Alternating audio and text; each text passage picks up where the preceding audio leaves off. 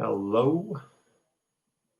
This is going to be our live stream in a few minutes. PJ Test Prep. Just want to make sure this is working.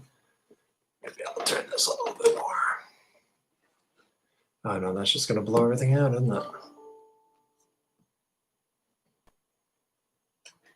it? Good enough.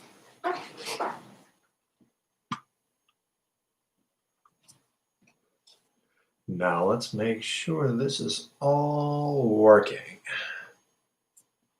Test. Cool.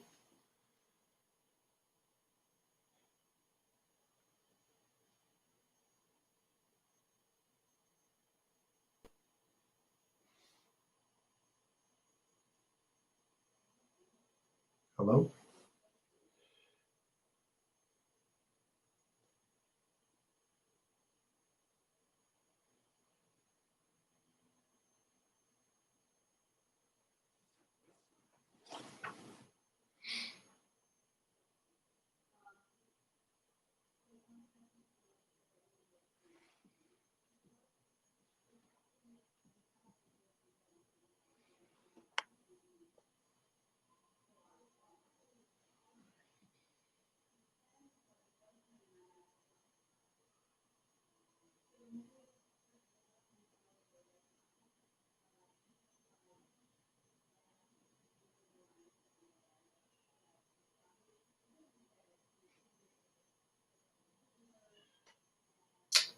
All right.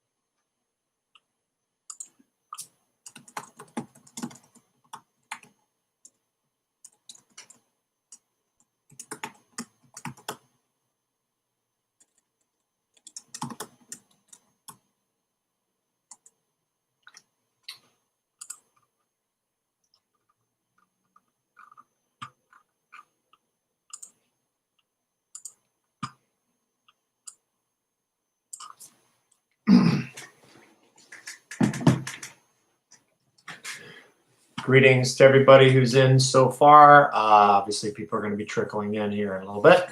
So no worries. We'll get things started in a few.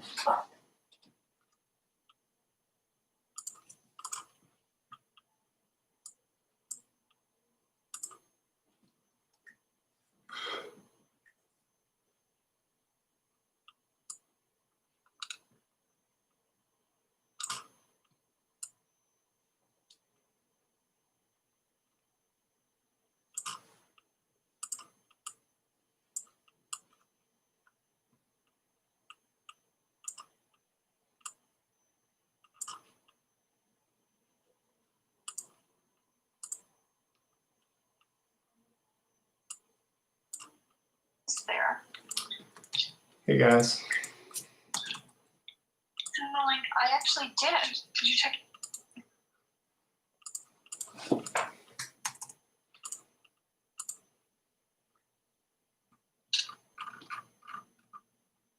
Okay, you're muted. Good job. We are one of 4 people. So you need to. I sent you the link in the email, but. Colleen, oh, you guys have successfully logged in and we can hear you just fine. You are welcome to turn your camera on if you want to, but we'll get things started in a few minutes.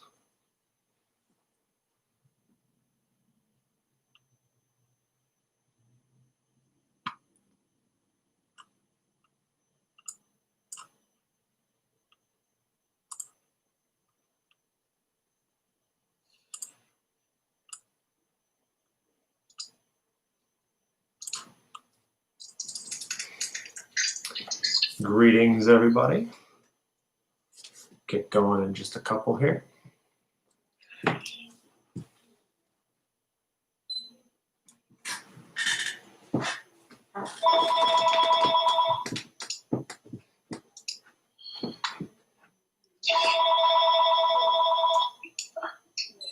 from 6041453003111.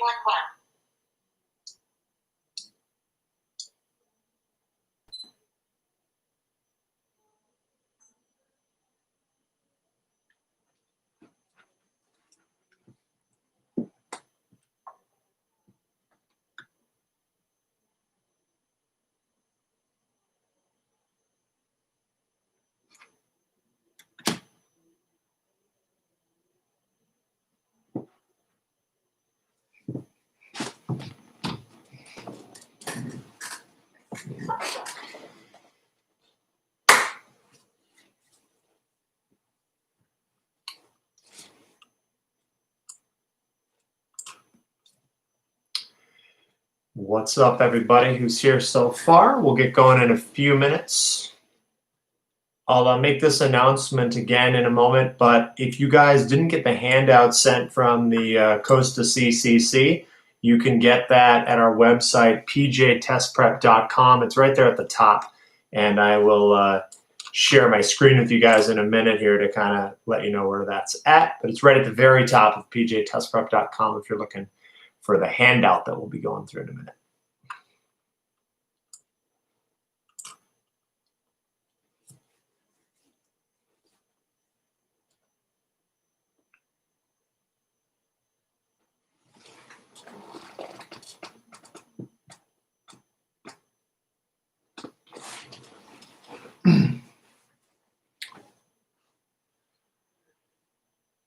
And for anybody watching on the YouTube stream, you're probably incredibly bored because we've been sitting here for 10 minutes, but just gotta make sure our tech is good.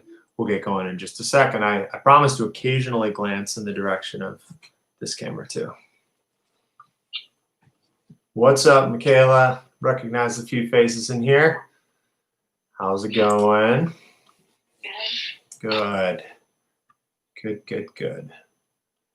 Get everybody charged up here in just a sec. We'll give the stragglers a moment to drift on in. But if you guys want to, you're welcome to pop your mics and cameras on to say hello. That'll be more critical, obviously, at the end when we get to the Q&A portion at the end of the event. And, you know, everybody's shy on Zoom, of course, but you're welcome to, of course, enjoy us. We'll be screen sharing through most of this, so mostly you guys will just be looking at what's going on my screen anyway. But I welcome you guys. We'll get going in just a sec here. Once a few more people drift on in. We make sure nobody's having problems online.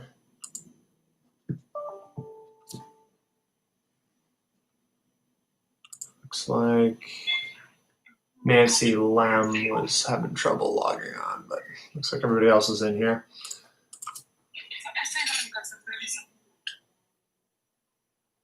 All right, let's try this.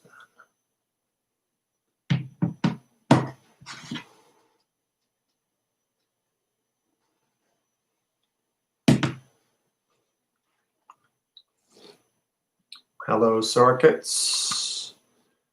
Hello, Michael. Hello, Driscolls. Hello, Vasquez's. Hello, Hope Harry. That's a dope name. Hello, C. George. Jordan Bailey, Jack C. Fiona, Piper, and everyone else who's joining us here. We'll get things going in just a second, guys. But I'm happy to be here with you guys today. We'll start slow and then warm up fast.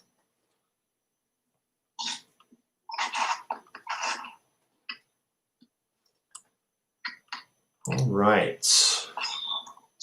Let's make sure you guys are good here real quick with handout materials. Let me just go ahead and share my screen with everybody real quickly and make sure we're good to go on that front.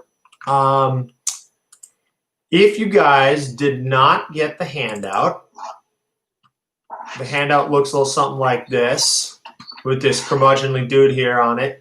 If you didn't get that, it's very easy to get right now if you want to have the handout that we're going to be viewing today, although we'll also be sharing it on my screen, so that'll be an easy way to see it as well, and you can download the handout later. But as you can see, we're at our website right now, pjtestprep.com, and right here at the top it says essay handout, essay seminar handout right under the what's new, so you can go ahead and navigate on to pjtestprep.com if you want to get the handout that we're going through today. I'll make that announcement a little more time here before we get going.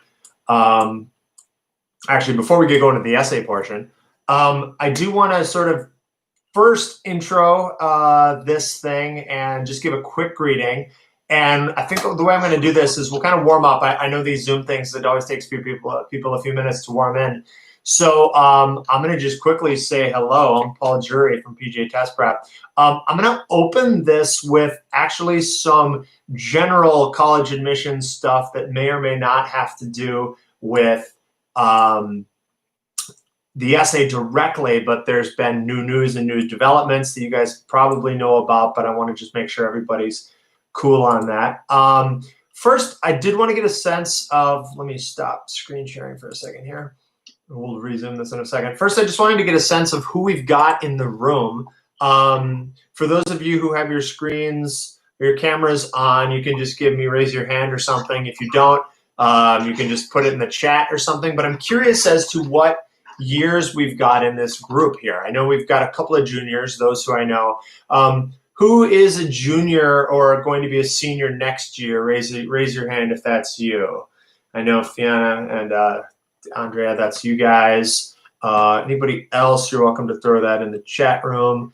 Oh, thumbs up, perfect. That's an even easier way to do it. Okay, what about current sophomores who are going to be juniors next year? Is that anybody? Give me your thumbs up. It looked like there's one new one there. Anybody younger, freshmen, or any eighth graders here somehow?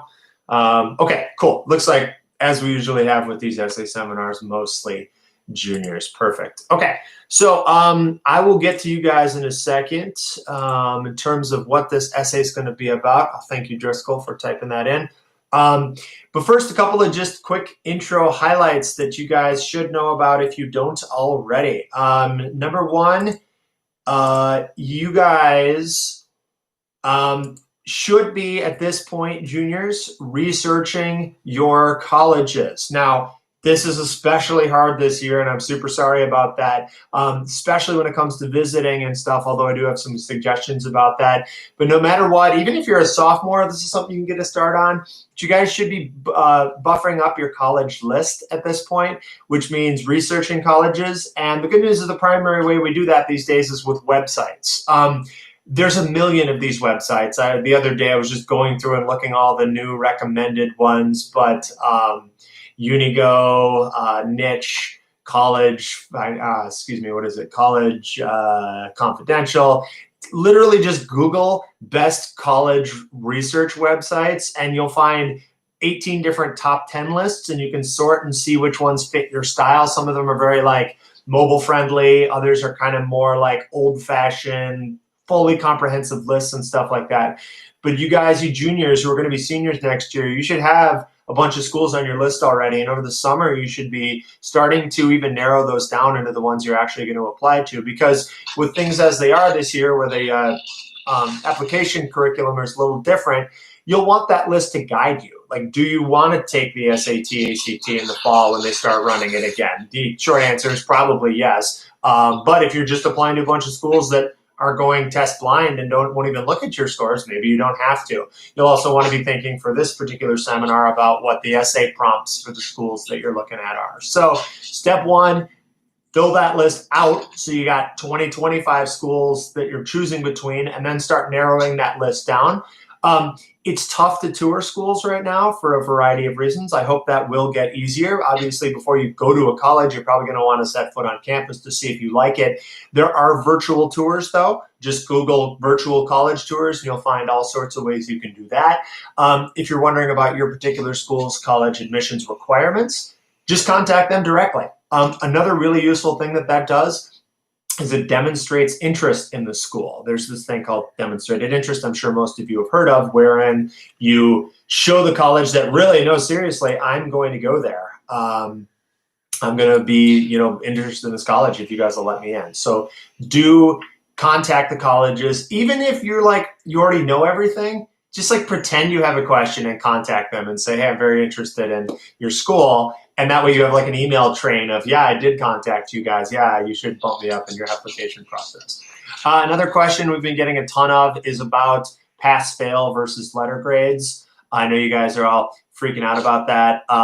Don't freak out about that. Colleges are going to be super lenient this year about that. So if you have one weird grade or one pass-fail that you're not sure about, that's not going to be what sinks you at a school. They know it's really hard for everybody. So it's okay. That being said, it's always best to optimize your situation. Generally, the rule of thumb I've been going with is, this goes without saying, but if you think you're going to get an A in a class or an A minus, then take the grade. If you're going to get a D, then do the pass-fail thing. If it's somewhere in between, it kind of depends on what your GPA is. But the quick answer is, if a letter grade is going to really hurt your GPA, like you have a 4.8 and you're looking at a B minus, then maybe take the pass-fail. But if you have a 4.8, a B plus or an A minus is not really going to hurt your grade. Like there's not really a difference between a 3.7 and a 4.7 and 4.8. So if it's only negligibly going to hurt your grade, even if it would bring it down a little, you might still consider taking the, I can see or hear somebody there. And I don't know which person that is. Maybe Piper. I might mute you guys here just so that we can get the background noise eliminated. But do consider taking that one as a letter grade if it's not going to hurt you that much. I had a kid recently who said that they have a very high GPA. It's like a 4.3 or something, and they're looking at getting a B in a class, which would bring them down to like a 3.25. But it was a class that they really struggled in the fall, and I think got a C. And our advice was, actually, I think it would look good to have a B or a B plus in that class because it shows that you muscled that up to from a C, even if technically it still hurts your grades a little bit. So consider that general rule of thumb. It's going to hurt your grades a lot. Go for the pass, fail. If it's not, maybe you go for the grade because that looks cool. Either way, though, they're super forgiving. It'll be all right. The last and maybe the biggest news, a lot of you guys, it applies to younger students than you guys. It looks like it's all juniors and sophomores. For you guys, it's still going to be test optional. Let me actually share my screen again, and I'll show you guys a thing that's got that detail on it. Guys, if you are a rising senior, rising junior, the SAT and the ACT are going to be test optional, mostly because of COVID, and that's the right move. I mean, there will be some kids who just can't physically take the test because they already canceled so many of them in the spring. Our advice is typically try to take it if you can. If you can't, it's fine. But because test optional means your score can only help you, like it can only move your grades up. And if you do badly on the SAT or the ACT, then don't submit it. It's still a really good idea too, especially if you already did prep for it or you were planning to. It really can't hurt you. It can only help you. So it's almost a good thing this year. It does help set you apart. You know, if you have a 3.9, but so does every single other person who's applying to UCLA, you know, that might not be enough to get you in. You might need an SAT score to help bump that up or something else like your essay, which we'll talk about in just a second. So I would still recommend that. My recommended plan of attack, if you didn't get a chance to take the SAT or the ACT yet, try to take the August SAT, try to take the September ACT. If you're only going to focus on one test or the other, then pick which one, or if you're going to do them both, try them both. And then you can do retakes in October. You can use November and December as backup dates. Deadlines probably will be pushed off a little bit this year, so you should be okay in that department. And if you need some prep stuff, we are running all of our summer prep courses. Many of them will be on Zoom. If it's safe to get back in classes, we'll try that. But just like we're teaching you guys here, we're going to be doing SAT classes and stuff all summer. So anyway, some of you already know me, are already in our classes, but feel free to consider that if you need help. Okay, guys, I want to formally begin this essay presentation now. We've got a good group here, looks like.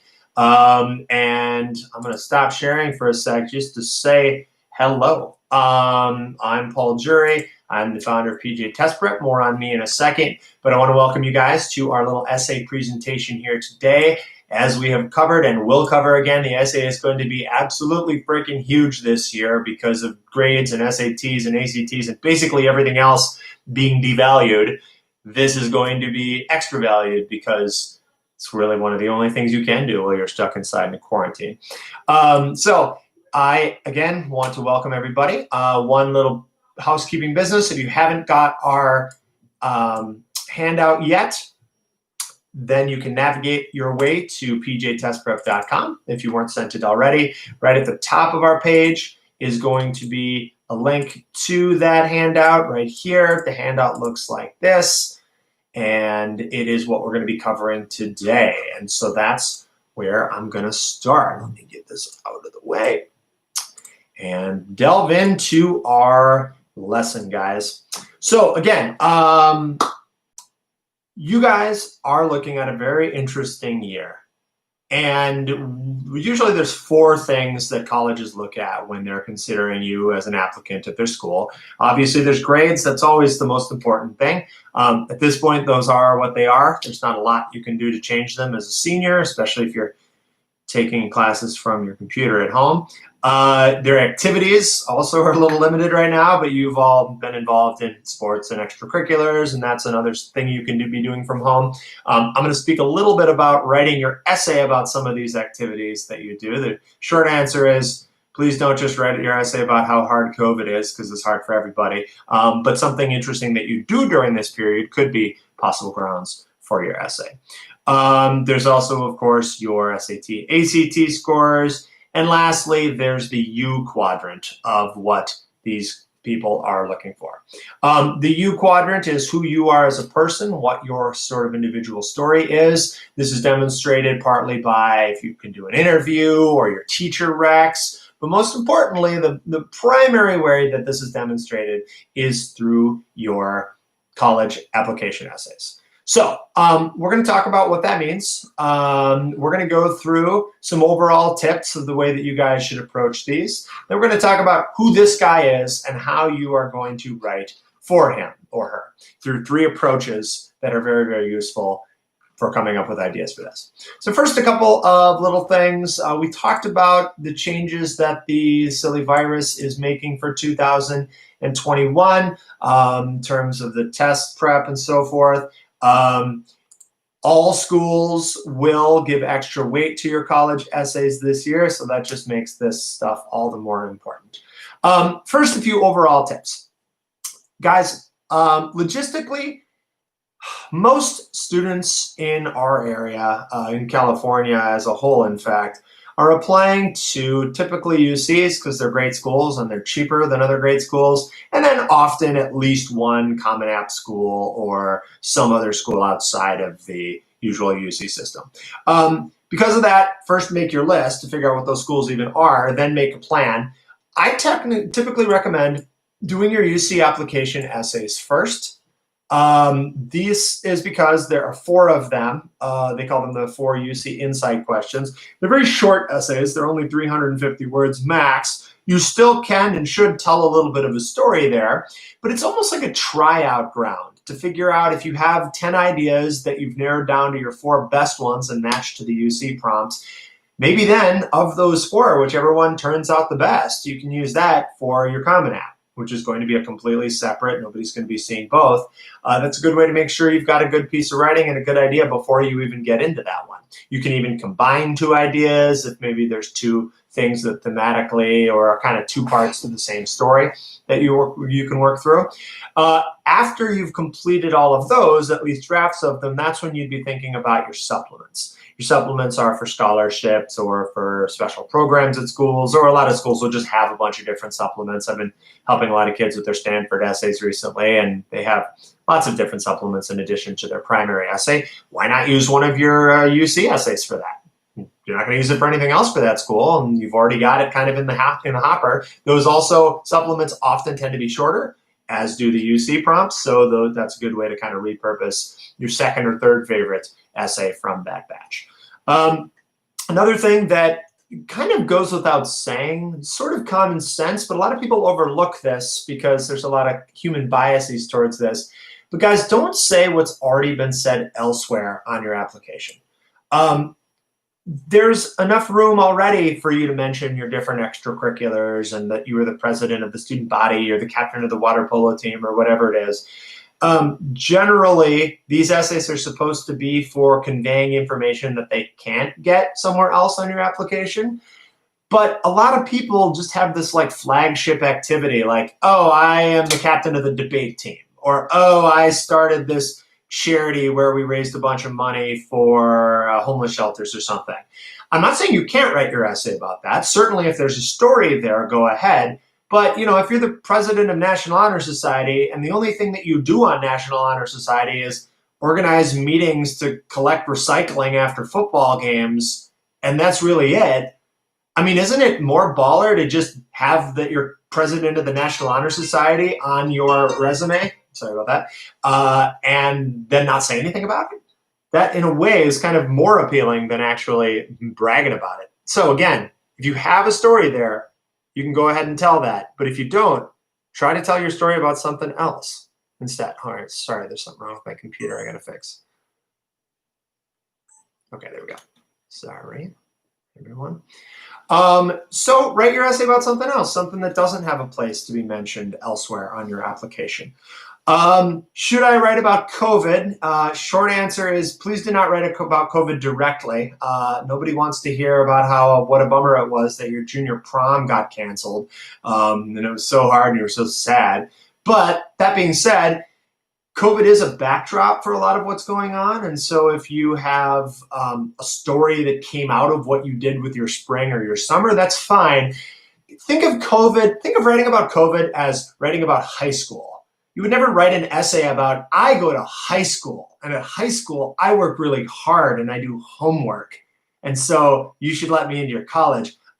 Every high school student has that thing. Every high school student has been going through the pandemic. And so just writing about that in itself is the opposite of setting yourself apart. So don't do that. But if you got you got a job doing, I don't know, you're interested in medicine and you've been like helping diagnose people over Zoom meetings, and that's taught you a lot about both technology and medicine, and now you want to do a double major in like biotech or something, like that would be cool. That essay is not really about COVID though. That essay is about you and what you're doing with your life. So keep that in mind. We'll talk more about that in a few minutes.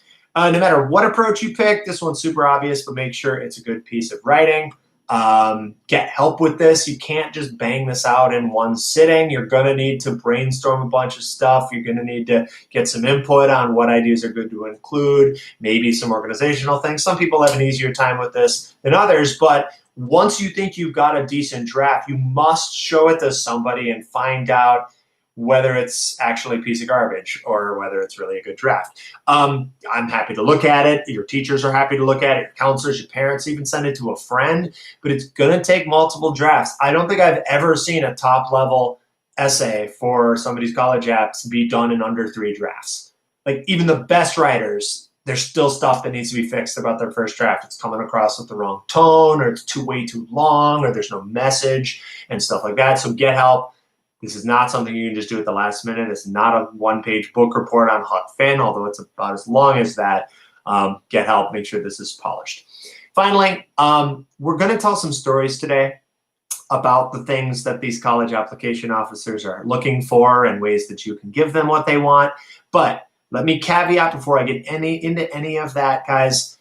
This essay first and foremost needs to be about you. It needs to be about showing who you are. So among these stories that I'm going to tell today, you may hear one that you're like, oh, that's a cool story, but that doesn't really sound like me. I don't think I would write this essay. Then please don't. That's not your essay. Hopefully you hear something else that sounds a little more like something that you would write or do, but don't sacrifice being genuine for trying to sell out and give them what they want. The ideal version of this is you start with ideas that come from you, and then you think about these ideas within the framework of these approaches and sort of shape them in the optimal direction. Okay, so with that all said, guys, welcome again. I am PJ Test Prep. Well, not really, but I am Paul Jury, founder of PJ Test Prep. I guess I am the PJ. And I'm happy you guys are here. Thank you for those of you who've joined in the last 2 minutes. Let's jump in. Okay, so we're on page 2 of our handout now. Today I want to talk about 3 approaches that can really help you brainstorm a standout application essay. One of the first rules of writing, no matter what you guys are writing, whether it's a thank you letter to your grandma for the sweet birthday present, or a love note to your significant other, or a funny text to a friend, or a book report, or a chemistry lab, one of the first rules of writing is you must always consider your audience. And guys, for your college application essay, this is your audience. This guy right here. Well, to be honest, demographically, it's slightly more likely to be female and a little bit younger, but you got the idea. It's some curmudgeonly person who's had to read 9,000 of these this weekend. They've seen every possible essay ever. They're just very jaded about the world in general, especially now. But we need to consider this person when we're crafting our essays. First of all, another valedictorian. Oh my God, I've read 18 people bragging about their 4.0 GPA in a row. I know my school is selective. I can just pick only 4.0s if I want. I just wish I could read an essay from somebody who's different. Also, this is my 5,000th one today. I really, really, really wish I could see an interesting application essay. These are so boring and dull and braggy. Can someone tell me a story about something? I just want to hear something different. On the other hand, if I can get that kid who's really, really impressive, sounds like they're going to go off in the world and kick butt and make waves, maybe my boss will finally give me that raise that I've been after. And of course, like I said, it's got to be a piece of good writing. You have to make sure everything is polished. I'm not going to really talk about this last one because we already hit that and you know it. And that comes into more once you've got your draft and you're polishing. These other 3 thought bubbles, though, are what we're going to gear our 3 approaches to, because these are genuine concerns. If your essay is not really making you seem any different than anybody else, if your essay is not particularly interesting, your essay doesn't seem like it makes you very impressive, what does it have going on for it? Does it show that you're a really hilarious writer? Okay, well, if it's hilarious enough, it should be interesting. All of those functions kind of factor into this. So we're going to talk today about 3 approaches that you can take as you're brainstorming. Students, as you're listening to this, I would highly recommend that if you come up with ideas as you're thinking about this, or parents too, jot them down. The goal of this is to make the brainstorming process easier for you guys. I would love it if every one of you could have 4 or 5 ideas scrawled in the margins of this page here as you're doing this. You can also jump ahead and start looking at this application essay brainstorm sheet on the next page, page 3 of the handout. And that will help get you jump started, hopefully leave this meeting with some momentum in order to make this process easier as we get into our summer. So, approach number 1, make waves, or as we call it sometimes, be impressive. Any old kid can get good grades in college, graduate, and get a job. Counselors want to find bigger fish. Their jobs depend on it. Basically, this is the most cynical of all of the approaches. It kind of banks on the idea that colleges are just businesses, and a college's business model is easier if the college has a really good brand. If everybody wants to apply to the college can charge whatever it wants and make all kinds of money, and then it uses to build new fountains and buildings and hire new fancy professors who have great research and so on and so forth. So how do schools get that way? How do they move up in the U.S. News and World Rankings report? Well, this is going to sound really bad, but one of the main factors that helps a school move up in the rankings for those silly charts and everything that mean so much to people is alumni donations. I went to Northwestern, a school that probably never should have let me in based on my high school GPA, but I was good at tests and I was good at essays, so for some reason they decided to take a chance. I think the highest they ever got in the rankings, they might be back there now, but I think they were 7th or 8th or 9th or something. And that was the year after they went to the Rose Bowl for the first time. Now, obviously, going to the Rose Bowl does not in any way make you a better academic school. They just got lucky, put some football wins together. I think Darnell Autry was playing for them. And then all these alumni donated all this money because they were so excited to see their team actually playing in a meaningful football game for once. They jumped up a bunch of slots that year. Why? Why would alumni donations matter? Who cares about that? Well, one could argue that, colleges are supposed to do 2 things. One, they're supposed to make you successful. And as cynical as it may sound, there is one universally recognizable sign of success, and that is money. Anybody who's super good at anything, people pay them money for it. And the other thing is people should enjoy going to the school. And I guess what better measure is there than that you became really successful and that you liked your school rather than you giving a bunch of money back to it. So regardless, college admissions officers are always thinking in the back of their heads, like, how can I find the next kid who's going to be a billionaire and donate all this money back to the school? How can I find the next CEO? How can I find the next president of something, the next hedge fund guy, the next whatever it is? How can I find the kid who's going to start the next Facebook? Well, here's what you don't do. You write your essay about, I'm going to start the next Facebook, because first of all, that's very presumptuous. The tone is all off on that.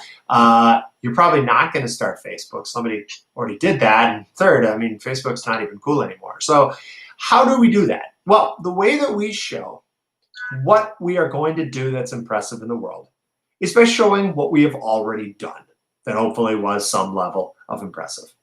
So talk about the accomplishments that you've gone through. Talk about the things that you have done that maybe not everybody has done. A key element of a Make Waves essay is there has to be some part of it where you take some action or do something that most people your age wouldn't do. You joined some activity, started some club, you stepped up and made some speech, something where they get a sense of, oh, this kid's going to go and do stuff. And that's where these stories originate. So start on your brainstorming by thinking of things that you've done, that you did in high school or junior high or wherever, that possibly demonstrate some kind of impressiveness. And then talk about what happened. Let them get the idea that you're going to go and do this big stuff in college. You don't even need to talk about what you're going to do if you've shown a good job of what you've already done. So in the spirit of showing and not telling, let me stop telling and start showing. I'm going to give you guys 2 stories here real quick.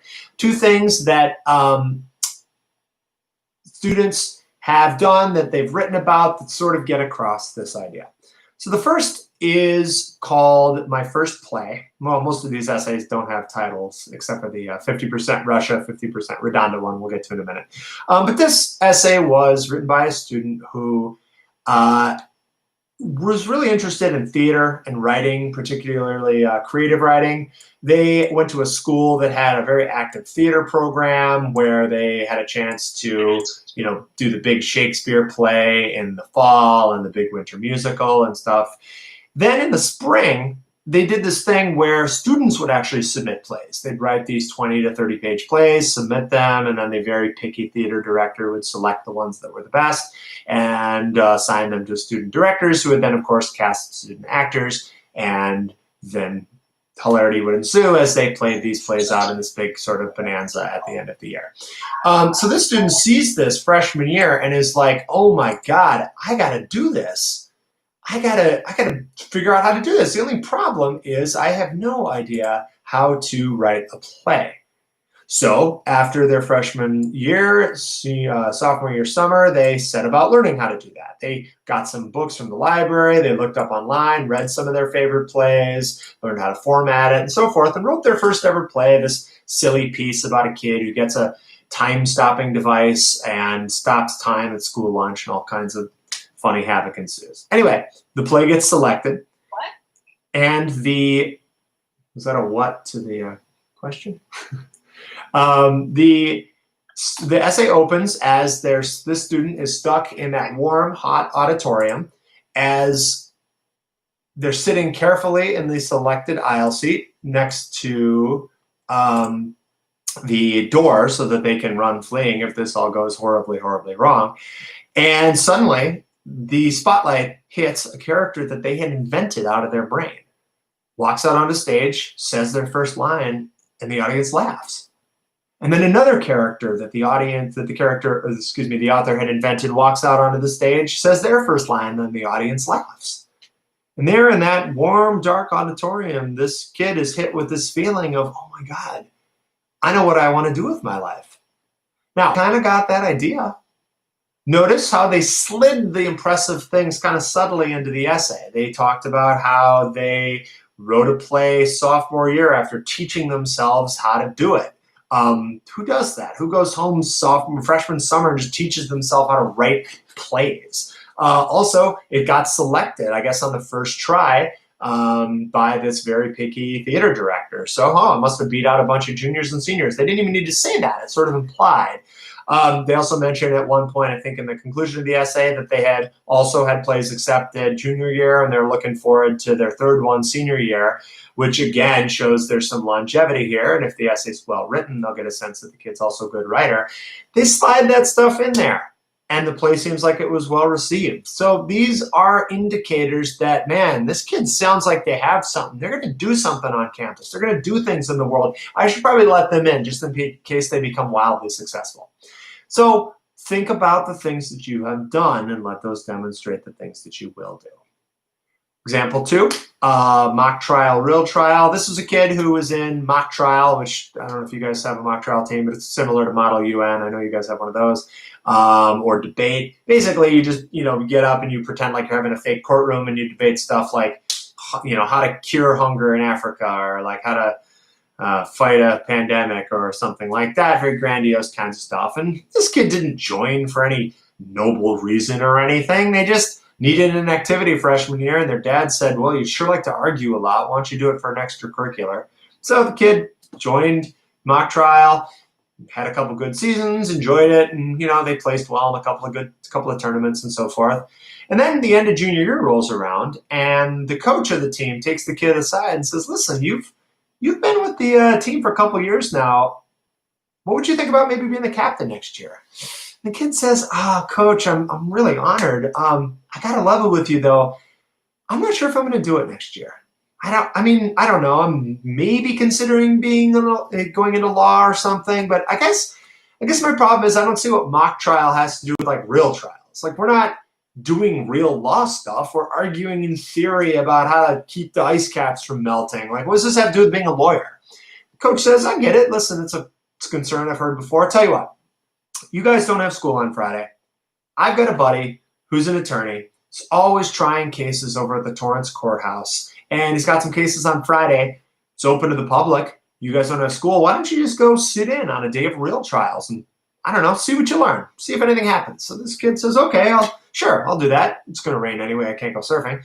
So heads over to the courthouse, sits down, watches a day of trials.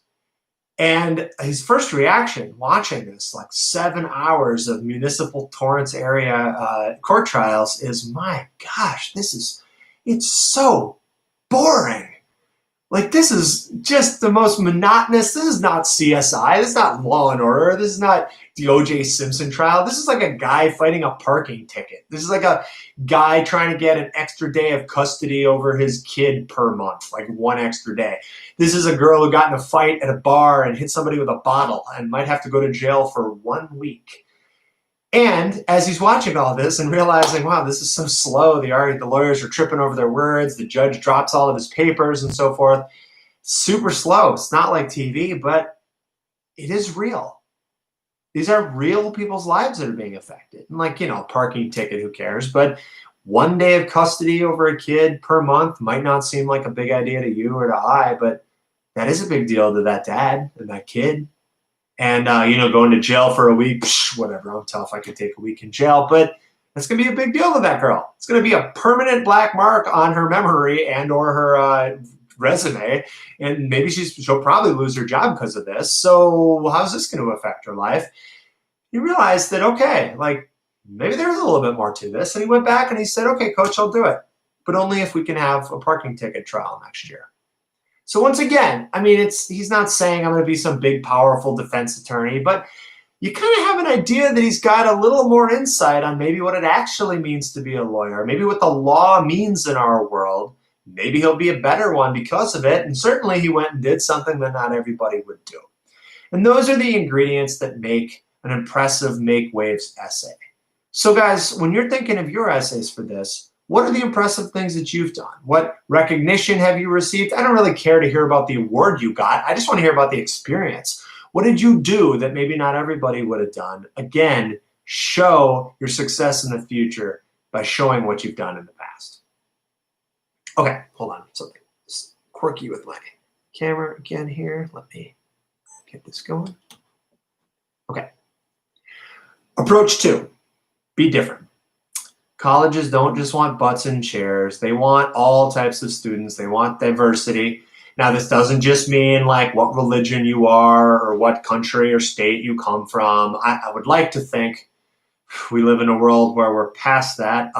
Obviously, we're not. But I would argue that for the sake of college admissions, you can't control that stuff. You can't control where you were born. You can't control what you look like. Also, no matter what you look like, there are other applicants that look like you. And so regardless of where you might be different on the outside, what actually really matters is how you're different on the inside. And so, not saying you can't write about your background. You totally can.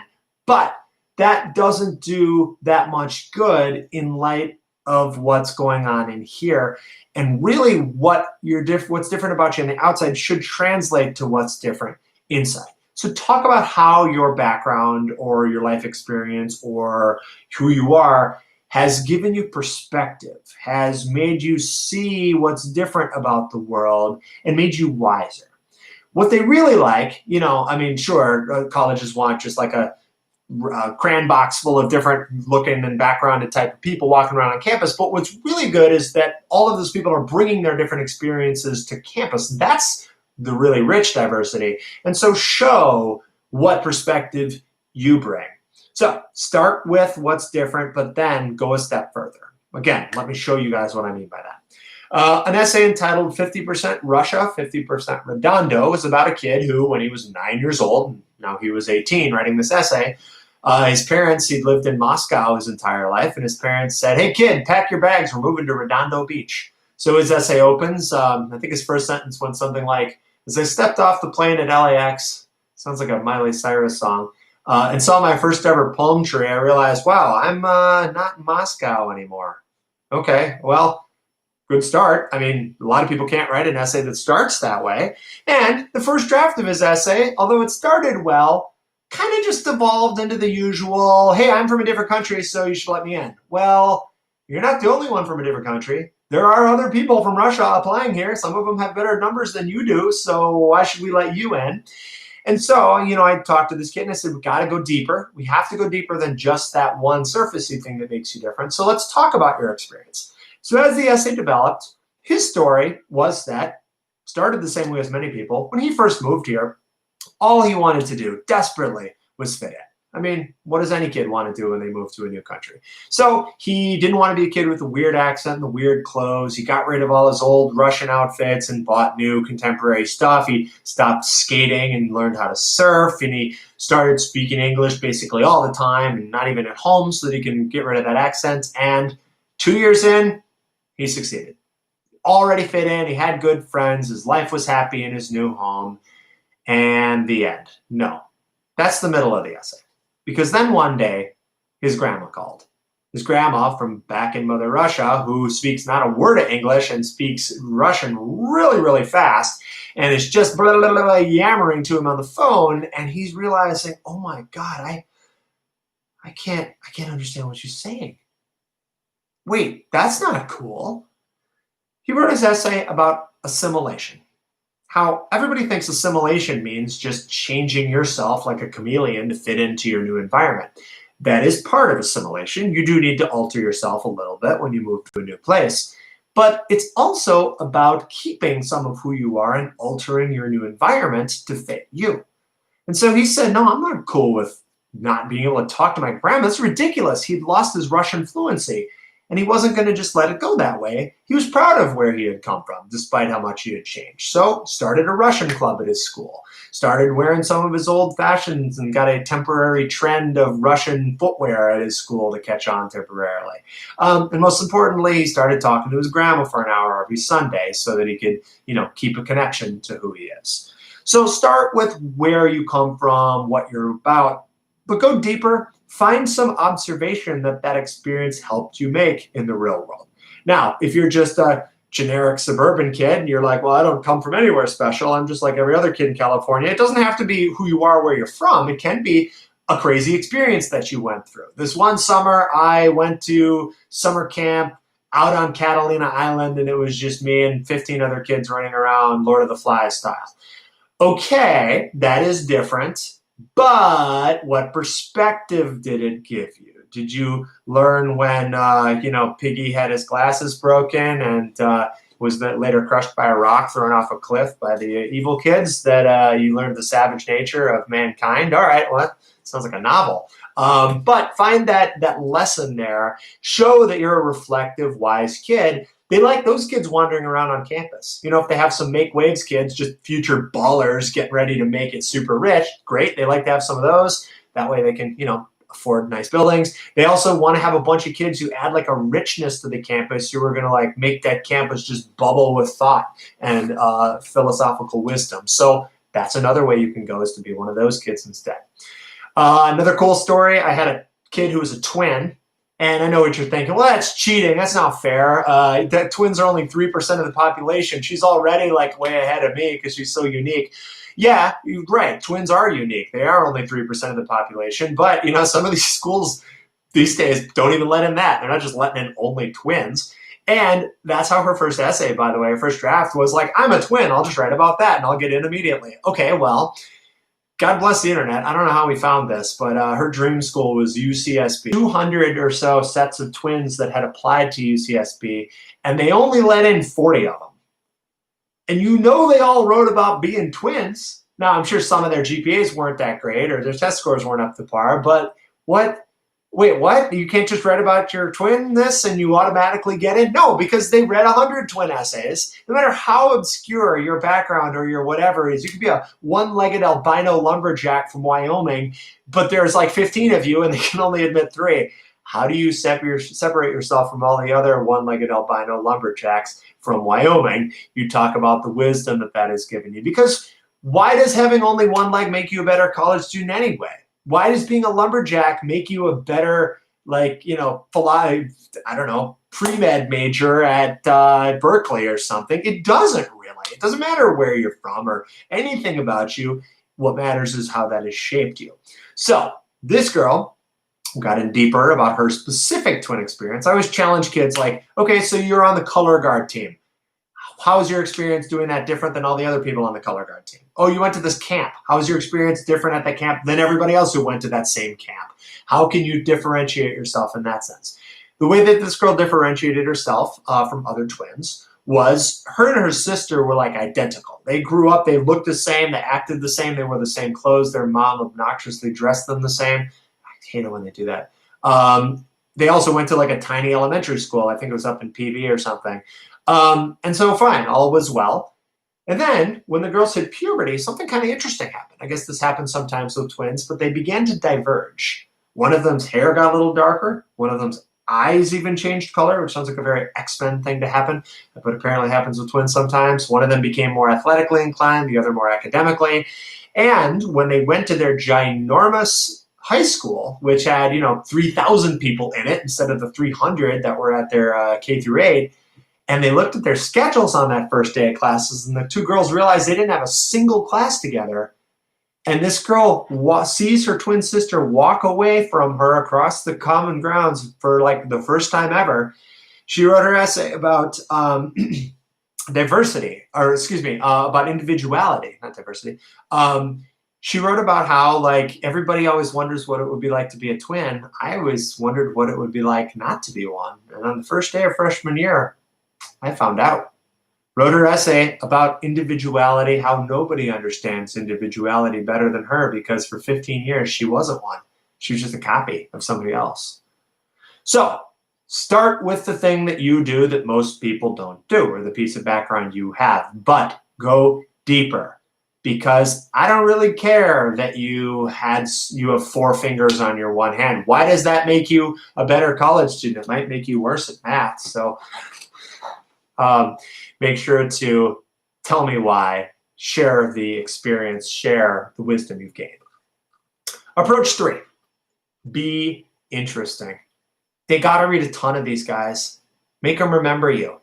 And these are the viral ones you always hear about. And again, these are high risk, high reward. I'll talk about the dangers of this one in a second. But these are the ones where like some girl wrote her essay on a Papa John's pizza lid and mailed that in. And they're like, oh my gosh, it's so creative. One of my favorite stories, this is an old one back when people used to actually hand submit their essays. This one girl wrote her essay in backwards handwriting so that you had to read it with a mirror. And everybody thought that was amazing. She got into all these Ivy League schools and everything. And that's all fine and well, and that is interesting, but you do have to remember that this still has to fit you. A lot of copycats of that style of essay. Other people wrote their essays in backwards handwriting, and what you didn't hear from like the news stories and stuff is what that girl wrote her essay about. She wrote her backwards handwriting essay about overcoming her struggle with dyslexia. Oh, okay. So she can do that essay. Maybe I can't do that essay. You have to remember that this has got to fit you. You can always tell stories and, use examples and start with a hook and stuff like that. But, this can take many forms. You can be funny. You can be touching. You can be dramatic. You can do whatever fits your style. But don't use a gimmick that isn't you. Sometimes, I'll give an example of a funny essay here in a minute, and sometimes people are like, oh, that essay about the basement was so funny. Should I write a funny essay? And I always say, well, it depends. Are you funny? Because if you're not, oh, God, please do not try to write a funny essay. Oh, it's going to be so painful for everyone involved. Should I write a touching, sob story essay? First of all, no one's ever been admitted just based on how much the person cried. They may have gotten in because it was a beautifully written story that told a lot about them, but my dog died and I was emotionally crippled and couldn't go to school for a month. It's like, geez, we got bigger problems than this. I've had kids who are homeless. I've had kids who both of their parents died. I mean, if you write your essay about how your dog died and it gets in the pile right after both my parents died, you don't want to be that. And they're rejecting people whose parents died. As sad as it is, they don't student, then out the door. So yeah, you can tell a sad story, but it's got to show something about you. I'll give you guys an example of that in just a second. So Think about writing just the craziest thing you've ever heard, the funniest story you've been through, the weirdest thing. How my armpits are like two swamps. I have this glandular sweating problem, this girl wrote. It was like carrying around two swamps in headlocks, and it was embarrassing, and then she kind of learned to cope with it. One of those essay books has this famous essay about this kid who wrote about how he does all his best philosophical thinking while sitting on the toilet. Okay, they don't get that essay a lot. Yeah, I mean, that's interesting. It's got to still share something about you. But the third approach is just like, what's the craziest story you got? Like, what's the funnest thing you can write about? Go from there. Okay, let me make one last tweak here, and then I see. Okay, let's dive into a couple of examples. Number one, Jesse's uncle. So Jesse was this student who had his uncle, and his uncle was like Chuck Norris, Bear Grylls, Paul Bunyan, outdoor man extreme. This guy could do everything in the outdoors and taught Jesse everything about roughing it, how to camp, how to surf, how to hang a bear bag, how to grate cheese with his beard, how to, build a fire using only 2 toothpicks and a stern glare. Anyway, Jesse had a great relationship with his uncle, but his uncle has a stroke. And unfortunately, the stroke leaves the uncle unable to do just about anything. Instead of camping and surfing and, building stuff outside, the uncle is now confined to a wheelchair in his room. And Jesse says, no, like, I'm not cool with that. I gotta do something. I gotta give back to my uncle who gave me so much. I can't like cure what's wrong with them. But maybe, I don't know, maybe there's some small things that I can do. So Jesse takes it upon himself to get a wheelchair with big fat inflatable tires that allows his uncle to go back out onto the beach again. Even if he can't surf, he can at least be there with the surfers. He gets a camper van with with a handicap accessible door so that his uncle can, go camping one last time. And the story doesn't have a happy ending. The uncle dies. But despite all of his sadness, Jesse realizes that in all this, his uncle still had taught him one last lesson, and that's that he really liked helping people. And that's why he wanted to go into medicine. Didn't know if he wanted to be a doctor per se, maybe a researcher or something, but something so that he could help people, so that he could see that look in his uncle's eyes one last time when he got to do, one more camping trip. So yeah, that essay is, has some sentimental value to it. Notice that although it seems like an essay about somebody else, it's not. It's an essay about Jesse. So be careful if you're writing an essay about someone else that it's actually about you. Somebody else can be a guiding character in the essay. It can even seem like it's about them at first, but it really has to be about you. It also is a little bit of an impressive essay because I bet Jesse's going to make a good pre-med student. Other kids are going to be giving up after 3 consecutive all-nighters in the Orgo library. Jesse's still going to be there. He's going to do it for his uncle. So keep that in mind. Sometimes a really cool story will also just have a lesson built in that you can find later. Sometimes it's easier to take a really interesting story and find the lesson in it than it is to take a lesson story and make it interesting. So keep in mind this approach, at least as a window into some other things. Perhaps the opposite of the Jesse's Uncle essay is the basement essay. This was a ridiculous piece of writing this kid submitted about this room in his house. The whole essay was about this room. Basically, the story goes is this was the oldest of 3 brothers, all of whom were like big kids, like really rowdy. I think the younger 2 actually went on to both play like college football. The older one played some football, I think, in high school, but he wasn't like being recruited for it or anything. But basically, these kids, they fought all the time, and they were always trashing their parents' house. Everything was getting broken. They couldn't stop them from fighting. So finally, when they moved into a new house, the parents took the boys aside and said, all right, on move-in day, like, listen, you savages. Apparently, we can't keep you monsters from fighting each other, so here's the new rule with the new house. You can have the basement. It's just yours.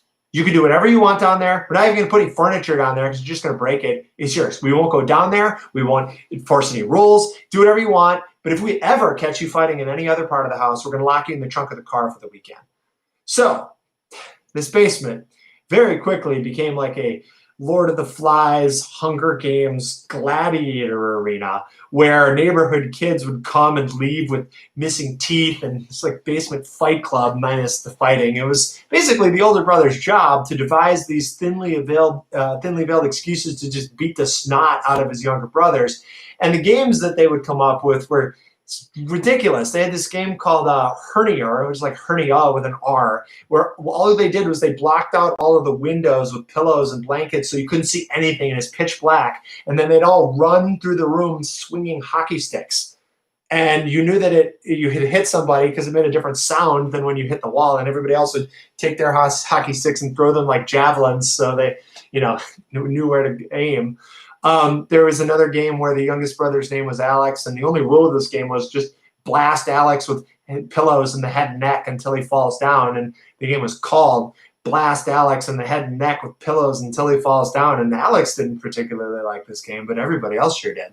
In any case, this essay just goes on with this ridiculous description, and you're reading this and laughing, and you're like, what is wrong with this kid? Why would I admit him to my college? But I kind of want to hang out with him. And these are the essays that, like, when the one guidance counselor or the admissions counselor is like laughing, and this other kid's on their 15th Cub Scout essay in a row, and they're like, what's that guy reading? And he goes, dude, if you need a break from all those Cub Scout essays, read this thing. And they pass it around. Later, when they need like one more kid from the yes pile, like, which essay do you think they remember? So there is something to be said for just going for it and just writing the most ridiculous thing you can think of, seeing if that helps set you apart. That is the idea, after all. Again, this is not for everybody, and this one has as many catastrophic flops as it has successes. Writing a sad or a funny essay fails utterly if the person has no sense of pity or no sense of humor. Then again, it can be the one that's like the 1 in 100 one. So sometimes I'll tell kids, like, for a reach school that's like really a reach, like you probably shouldn't get into this school with your GPA and stuff. Maybe this is your kind of Hail Mary. Maybe don't do this for a school that you should get into anyway. You can maybe go for a slightly safer essay, but you should always try to make all essays interesting. I mean, still start with a hook, like the old cliches. Pop went my Achilles tendon as my soccer career ended. I mean, that's played out at this point, but put some color in it, put dialogue in your essays, put like rhetorical questions, put dialogue, put jokes, like whatever will gussy the thing up, or just start with the craziest story you can think of. So those are the approaches, guys. I don't know which one's right for you. Rarely is an essay all three of those things, so don't worry about trying to make something all three. But think about that. Like, what things have I done that are impressive? I don't have anything I've ever done that's impressive at all. Okay, then don't do that one. What's different about me? Oh, I have purple skin. Oh, I play the cello underwater. Okay, I once killed a bear with my, bare hands and a ripcord from my backpack. Okay, well, that's actually, that last one's really an interesting essay. But what's different about you? Like, where do you come from? I don't know. I'm just the most generic cookie cutter kid you've ever seen. There's nothing interesting about that. That's not true. Dig deeper. I had a kid, thought he was the most boring kid in the world, and for a while I had to agree with him because he really wasn't coming up with any ideas or interesting at all. But finally we dug deeper, and he had his house had undergone some construction, just to make it nicer because he was already living in a nice area. But while that was happening, he and his family had to live in a trailer in their front yard for the summer. And they went from living in this, relatively nicely sized house to a teeny tiny trailer with 6 people living in. And he's like, you'd never know how much you love and hate your family until you have to live with them in a phone booth over the summer. So that became something different. That was a little bit interesting and showed something about his perspective. And then the third approach is, just what crazy thing has happened to you? What crazy thing have you done? What's the weirdest thing you could write about? Come up with a few ideas for each. On the next page, we'll see a brainstorming sheet where you want to come up with some of these ideas. Like, what are you really good at? When did you get a chance to show it? How will this ability help you in college or life? You don't have to physically write all these out, but jot some quick answers down. Or if you're too lazy to write something down, take your phone and just say your answer into it. Make yourself record for a whole minute and then just like spitball ideas. Something in there will have some potential. You'll come up with a lot of garbage ideas as well, but you'll come up with some good ones. Start with the sheet. Start with those ideas. I hope you've already started writing down some of the ideas that you've got. Another thing that you can do is read the prompts. I don't think I've included those in here. The prompts really come second. I've had essay readers, frankly, just tell me that they never even read what the prompt is. They just don't care. They just want to see your story. Sometimes it's better to just come up with all your ideas first and then later match them to a prompt, but sometimes that can help with the brainstorming as well. So talk to your friends, talk to your parents, brainstorm off these ideas, write down any that you've got already, come up with 10 ideas and then narrow those down into something that actually seems like it might be a good idea. Now, one last thing before I open this up to some questions and answers is, what about what's going on right now with COVID, quarantine, the apocalypse? I've kind of covered this already, but here's sort of an easy reference sheet. Essays that are directly about coronavirus, they're going to see a million of these. I mean, I hope people will watch this video or people will find out this from other advisors and stuff and not do this, but like, college applicants are just such bad writers, and so many people are just such hacks that there's just going to be a zillion. Here's how hard COVID was for me. My sister and I had to share a room, and I almost killed it. Like, nobody cares. Nobody cares about how it ruined your junior prom. Like, just don't. That being said, an essay with a pandemic as a backdrop, but really about something else, is probably fine. And just to make sure it's actually about one of the above, it's either got to be how you were impressive, how you were different, or how you were interesting. If you helped run triage at your local overrun hospital and that showed you how you wanted to get into epidemiology, that could be a cool essay. That'd be a little bit of all three of those, frankly. Yeah, sure, COVID is in it, but as like a supporting background character, not as the whole essay. It's really about something else you did. Getting punched while working at CVS made me realize that humans are strange and panicky creatures. So, okay, yeah, if you have a job at CVS and you kept going and while wearing your mask, some crazy lady, was fighting with toilet paper and you tried to, tell her that she couldn't take the display model and she punched you in the face, like, that's an interesting story. I want to hear that. But you got to, again, share your wisdom. Why does that make you a better college student? Well, because I've realized what it is about human nature. And so toss some reflection in there. Essays that have absolutely nothing to do with COVID. Maybe something that happened a year ago, especially good this year. Like, normally this is all they get. So if you already had a story that you were working on last fall, like, that might be extra good. It's not to say that it's like automatically better than something that happened now, but those will be more rare, and anything that is more rare is more good.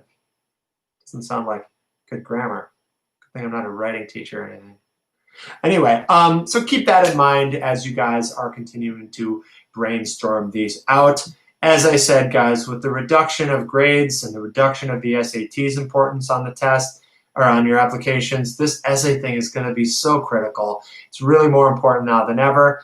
But don't get intimidated. It doesn't start with you having a blank piece of paper and then just crafting an amazing essay in one draft. You start by just jotting down 10 ideas. Then you narrow that down to the 6 that actually don't suck. Then you brainstorm those out a little and you say, I'm not committing to anything, but what are like 10 different things I could write about my summer camping trip where I was, on Catalina Island for 3 months. I could write about this. I could write about that. I could write about that. Oh, those are all boring ideas. You got to get to the boring ideas before you get to the good ones. Ooh, I could write about that observation. That might be interesting. Sometimes you can even combine ideas. One of my favorite stories was a kid who had been brainstorming his essays, and just none of the ideas were that great. He had a lot of kind of mediocre ones. Like, one of them was how he had gotten cut from the band because he didn't practice. He was a drummer, and he got cut. And then he tried real hard, and he then made the team the next year, and they went to like the regional tournament or something. Okay, it's all right, but I don't know if it separates him out from the crowd that much. Another essay he was considering was his dad had had this heart operation.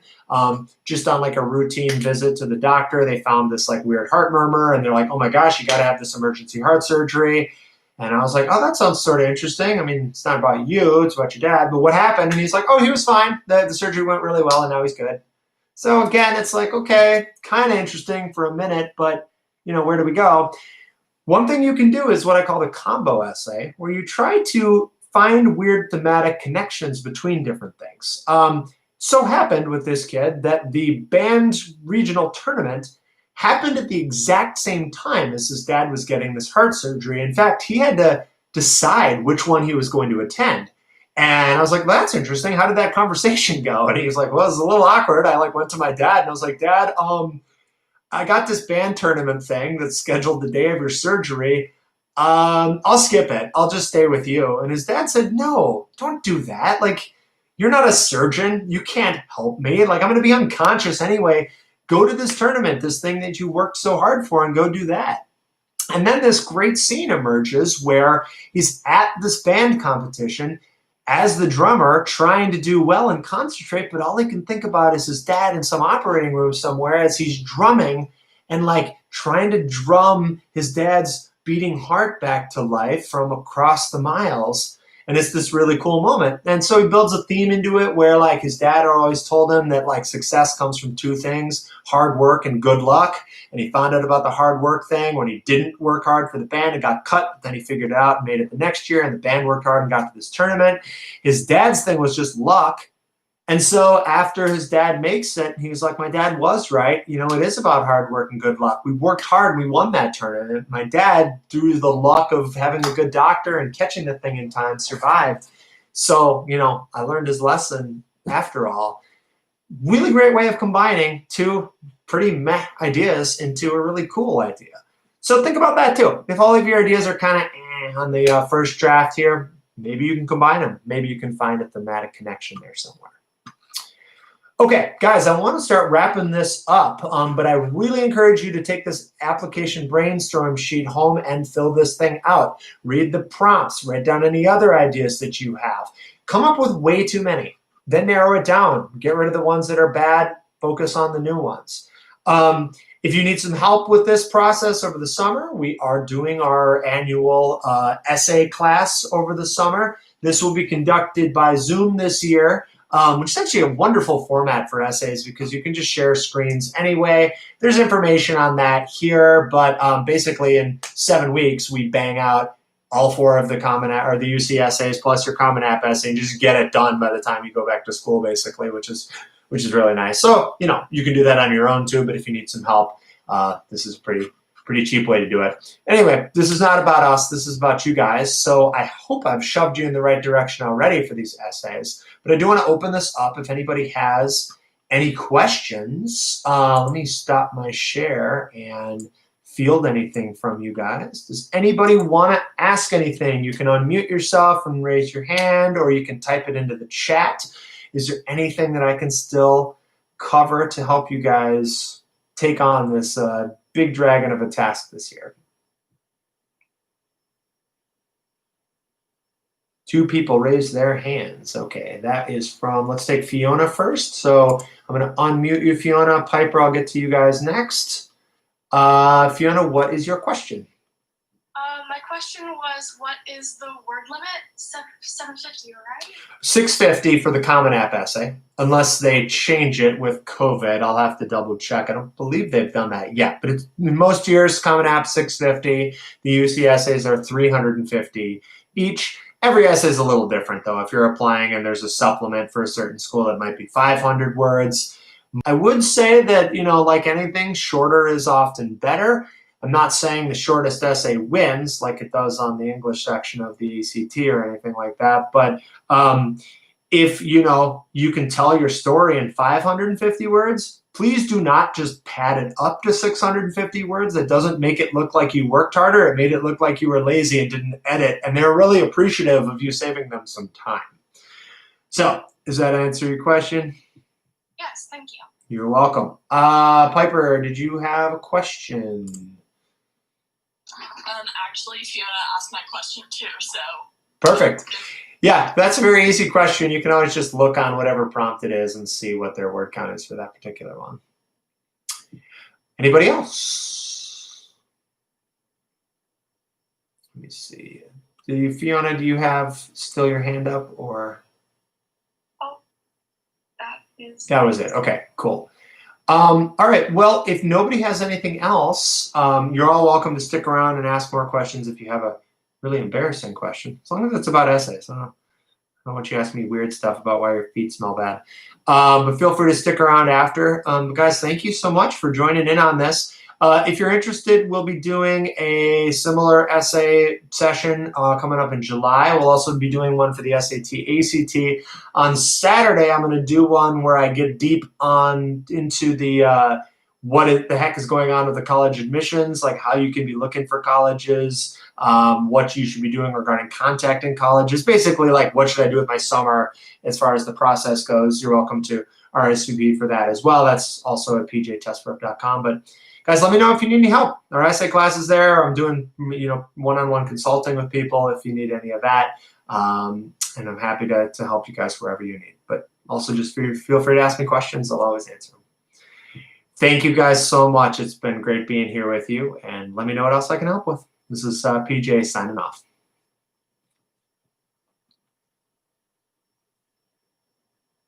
You too, YouTubers. You're welcome.